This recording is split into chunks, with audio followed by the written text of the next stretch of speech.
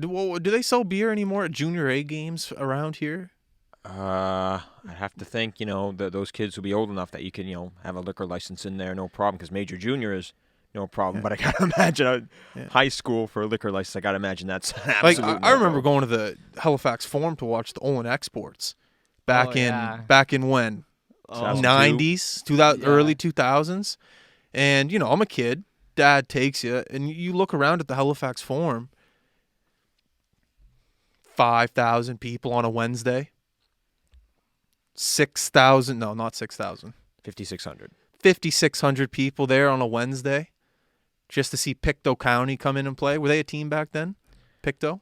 If the trying to think when the Crushers moved to Pictou, but yeah, definitely. Okay, well, teams coming around. Antigonish Bulldogs.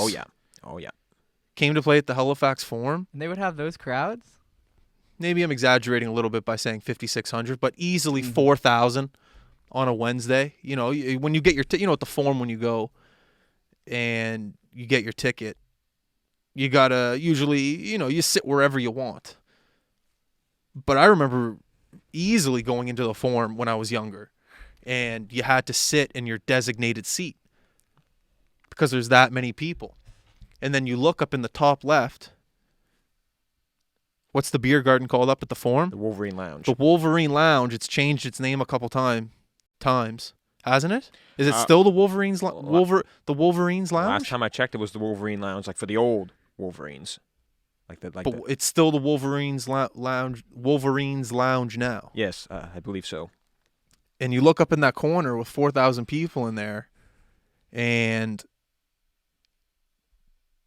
there's probably 100 people up in that lounge on a Wednesday or Thursday, maybe Friday. But my question is, why isn't that happening right now? Obviously COVID, Yeah. but Aside from COVID. aside from COVID, and I remember I played Junior A in Halifax at the Forum for the Halifax Lions. The crowds weren't there, unfortunately. Yeah. And that conversation comes up every now and then about the style of play of where today's hockey is and how it's not aggressive and how you don't get as many fights as the Olin Exports and how there wasn't as much crash and bang when I played compared to back then. But the amount of fun that you could have going into an Olin Exports game and the environment going into the Halifax Forum when you're a kid compared to even when you're an adult to go in there and grab a beer, sit down, and just enjoy. Tremendously, tremendously fun and memorable. You don't forget moments like that, at least at my age now when I'm 29 and I look back on some of the games that I've seen there compared to now when I go to, even when SMU played at the Forum, because now they play at the new rink.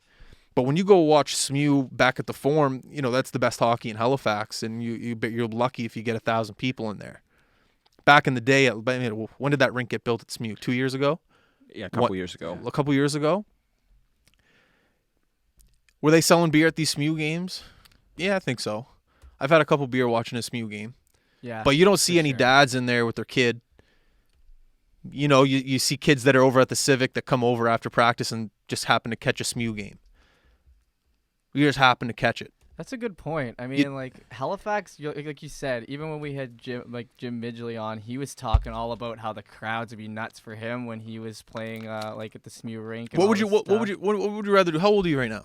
21. So you're 21. So let's say, you're 14, 13 years old. When you're 13 years old, do you have an iPad in your hands at that age? Do you have a phone in your hands at 13? No. I was a little before that era. Okay, so Just before. does anyone know any 13-year-olds or 12-year-olds right now? Well, yeah, they definitely would. So 12-year-olds, 13-year-olds, they have an iPad and a phone. Younger. Do you have a phone in your hand at that age? I'd at Right least an now. iPad, dude. At least a fourth generation iPad. Okay, so when you're at that age, technology. 13, 12, whatever, you have a phone in your hand and an iPad and you have YouTube at your fingertips and you're able to watch anything at any time. You're able to go, what is it, Twitch? What are the other ones? Instagram. You go do anything you want. That's TikTok. pure entertainment right there. Pure entertainment. But when I was 12 years old, 13 years old, and my dad came home and he goes, Justin, I got tickets for the Halifax Olin Exports game. He doesn't even have to say Halifax Mooseheads. He doesn't have to say any of that.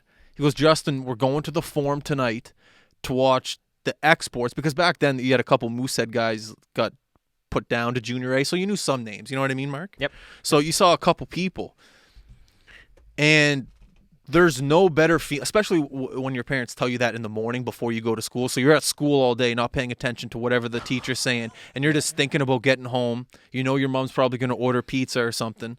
You're not worried about anything in life other than getting in the car with your dad to go watch a junior A game and watch someone potentially get beat up and sit with 4,000, 5,000 people, seeing your buddy from Cresthaven that you only see every now and then because he goes to a different elementary or a different junior high, and you get to see that girl you kind of like, but now you don't ever really get to see her, but only at these hockey games and things like that. Because back then, there's no Facebook, there's no social media, there's no...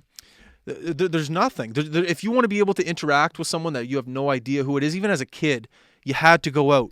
You had to go to the playground. You had to do something in order to see the world. You had to see the world through your own eyes, and now that's not the case. If you want to see anything entertaining, dude, go on your computer. I'm with you because I had two older brothers, one 29 now, one 26. So when I would have been just a kid growing up when they were playing hockey, so I was always at the rink, and I didn't have an iPad in my hands or anything. No chance when I was 10 years old. Yeah. I had the you brought a couple toys to the rink. You watched the game. You made friends with the other people on the other kids. Like my brother would play with these people year after year, so I would get to know their younger siblings. Like it wasn't like it is now. And here's the thing about even going to some of these games as an adult. It's business. You go out to a Halifax Metro Center, you go to a Halifax Moosehead game, and you walk the crowds at intermission. Are you good? Oh yeah, just I think I know. Yeah. And you walk the crowds, and you see people. Yeah, you're shooting the shit. How are you? How's the family? Well, that's business. That's talking. Hey, what are you doing next week? Oh, we got beer sales over here. We're hosting an event here. We're doing this over here. We have this going on here. Okay, great. Well, my company's doing this, and that. And you start to align business opportunities. That's business. But now, don't get me wrong, email's great. Texting, calling, phone calls, Zoom calls kind of suck. But being able to go out to a sporting event when you're an adult, that's business. You don't go out looking like a slob. You put your best pair of pants on. When you go out to an event, a hockey game, anything, you look good. You look presentable because there's an opportunity that you might see someone that you want to be able to conduct business with. That's all lost right now. I know because of COVID, but when things get back, don't get me wrong, I'm sure that will be able to happen soon. Hopefully within the next 6 months. But I just remember that being back in the day, going to the Forum, even the Metro Center, the Halifax Mooseheads as a kid, and just being more than a hockey game. And right now, I just don't think that's there. If you're an adult, even still, you're in your early 20s. How old do you have to be to drink here? 19? Mm-hmm. 19 years old? 19. And to be able to go have a beer and sit down and talk to some friends and enjoy some entertainment that's right in front of you without a phone in your face and knowing that there's 4,000 people around you. I don't think that's a feeling that will ever come back or will ever be experienced in your generation. I don't think, at least at the smaller venues. Yeah, you can. Yeah. I'm not trying to make this about beer and alcohol and being able to enjoy yourself while having a beer. I'm not trying to say that at all. But it is part of the experience. It's part of the experience. How when you're younger and you go and you see the old man have a beer there, and you see the friends go and have a good time. That's part of the hockey experience. Believe it or not, it's just not watching a hockey game. It's just not going to a rink and sitting down and watching 3 periods of hockey, each period being 20 minutes long with whistles. It's more than that. It's a cultural experience here in Halifax. I'm sure if you go to Dubai, they love different sports. They have different venues. They have different cultural experiences. You go to Dublin, Ireland. I'm sure you're watching. What do they do over in Dublin? Rugby. Say that again. Hurley. Hurley, yes. What's that? It's like you're on a field and they have like these sticks there. It's almost like lacrosse, but it's like one of these Gaelic games. Yeah. And it's big in Ireland, like the Gaelic. The Gaelic. Like Hurley, yeah. Hurley. I'm sure they're doing Hurley. It's a cultural experience. Hurley is. Hurley is embedded in Ireland. Yep. Right. Yep. Just kind of like local hockey is embedded in Halifax, or was. To your point. And just how local hockey is embedded in Halifax, and everything that goes on in these rinks are some of the best memories I have to date, 100%. And that's, leading off with, the Forum in those Olin Exports games. Those were, and that's where you kind of learn to, Like I remember sometimes going to those games, not paying a ticket, and being able to sneak past a security guard just to get into that game. And I'm not saying I'm not saying go do that. But there's lessons there. There's lessons, okay, we don't have a ticket. Okay, let's somehow figure out a way to get in. Let's sneak past the security guard who's making $10 an hour, who doesn't really care if he sees you or not. There's lessons there. There's things that you have to figure out yourself. Okay, I lost my parent at the game. Where is he? You're in a crowd full of 4,000 people. Oh, shit, I don't have a cell phone. I got to somehow find my dad. You get worried, but there's lessons there. You grow through those experiences. Dad gives you $30. Okay, go grab a popcorn, 2 pop, Snickers bar, and what's another kind of candy bar? Skittles. No, not Skittles. Like with a nut, like a chocolate. Like O. Henry. Like an O. Henry. Go grab an O. Henry bar. You know what I mean? The dads who like the nut. You know what I mean? So it's like, okay, that's the first time Dad's putting $30 in your hand, and you're going to get something by yourself. You don't know how to carry the popcorn back. Maybe you spill it. You got 2 pops in your hand. Maybe you don't have the twist on cap. Maybe it's the cap with the pop on. You're walking back to the seat. The form. How many rows are in the form? 10 rows? No, way more than 10. Yeah, it goes pretty deep. 10 or 15. 10 or 15. Yeah. Now think about that. You're that young. You got all that food in your hand. You got to be able to balance it, carry it up the stairs, and bring that back Without a tray. Without a tray. Sometimes that's a lesson learned. That's responsibility. Budgeting as well. Budgeting as well. $30. Sure. You can't exceed the $30. You can't be $30.01.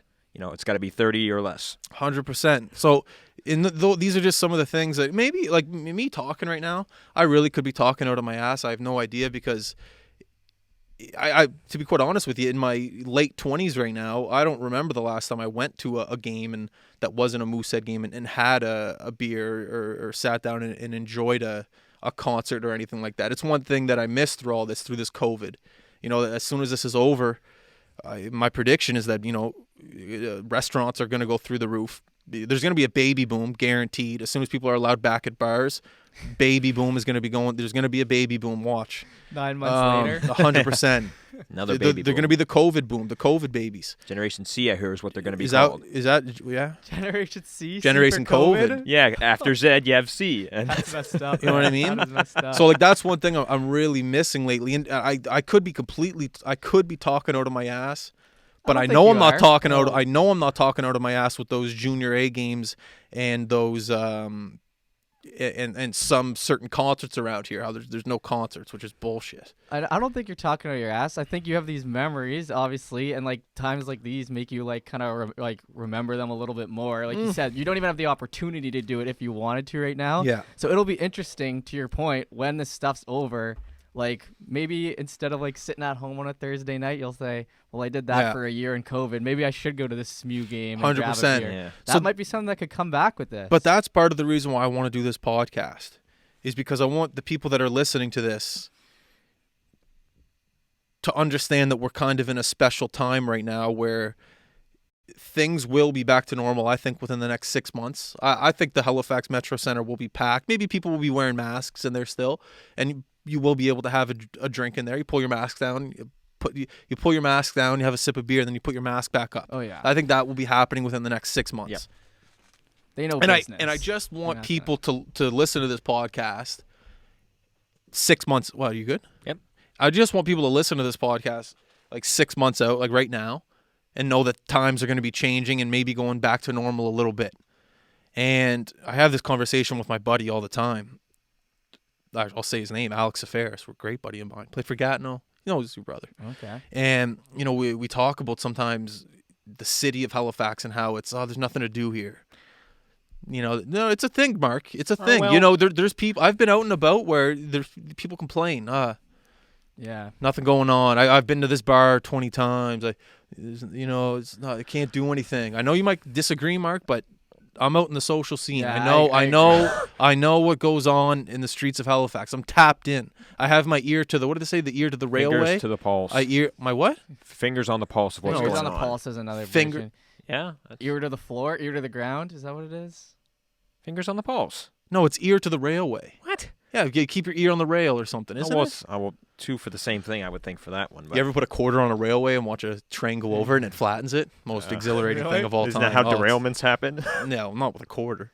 Anyways, I just, me and Alex have this conversation every now and then. How about there's complaints about how nothing to do, and it's just, you got to open your eyes and see the availability of what goes on within this city or within the HRM. And yeah, okay, sure, it might not be the best thing that's happening right now, but that has nothing to do with the other people that are in attendance or the other people that are in your surrounding.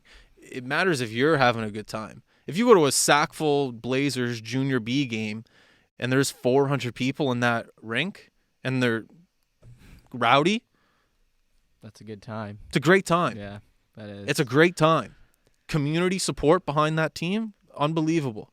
You know, we talked to Connor Hurdle out in East Ants right now, and you know, it's frustrating out there too because they don't have the ice in the big rink. They're in that small rink, so seating capacity is very limited. So they're hoping by next year when things open up, the ice goes back into the big rink. And you know, you talk about smaller communities in the HRM that support their Junior B teams, support their salt. We good? Oh yeah, I was gonna say that's like the heartbeat of the community. Heartbeat the of the local rink, the community center, the curling club. I mean, Heartbeat. that's where everyone comes together. And for the that's community. Play what darts, I what have want you. to hone in on right now with this podcast is as soon as things open up again, I want everyone that's listening to this podcast to go to these events. You have to support your local team. You have to support that band of those guys who are 19 years old that are playing at the local YMCA. Go to those events. Talk to the people that are in your community. And enjoy it because you're going to be able to make memories. Take your kid's phone, take your kid's iPad. I don't want to say throw it out the window. Chuck it. It looks like that's But what you were gonna say.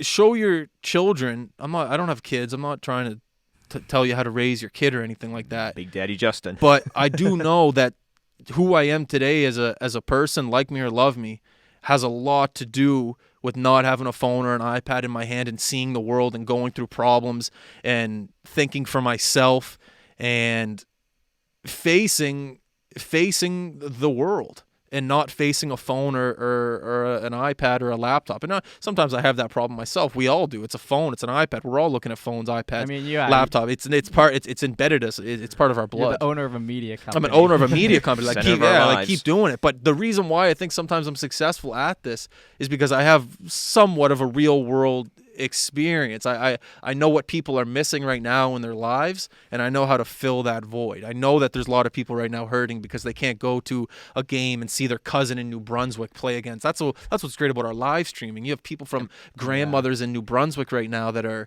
All the time. they can't see their grandson play Bantam AA in Bedford, and we're able. I don't know if we do Bedford Bantam AA, but you know what I mean. Barons. Triple A. So like a big part of my success with this whole media thing is I think I know how to fill a certain void of what people are missing right now, whether it's the podcast and the conversation I have. When was the last time any of you two sat down and had a conversation with a person for an hour? Be honest, other than your mom and dad or brother. Besides my girlfriend. You know what I mean? Not anyone in a while. You know what I mean? If So you're it's like in a relationship. Yeah. and the way to move against all this media and everything and is just to be completely different from everyone else. And I'm getting off topic here.